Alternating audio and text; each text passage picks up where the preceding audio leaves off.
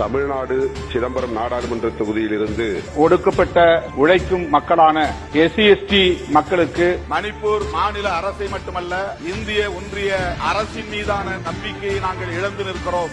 நம்முடைய தேசத்தை நோக்கி வந்தவர்கள் யாராக இருந்தாலும் அவர்களுக்கு குடியுரிமை வழங்குவதுதான் ஆளுவோருக்குரிய நாகரிகமாக இருக்க முடியும். This is not a problem of practicality. This is a problem of accountability. Government should take some steps to make job opportunities to have completed their homeopathic medicine courses.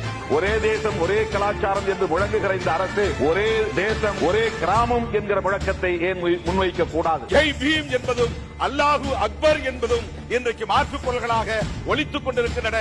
எனவே இந்த அவையில் நான் ஓங்கி விளக்குகிறேன், ஜெய் பீம், அல்லாஹு அக்பர்.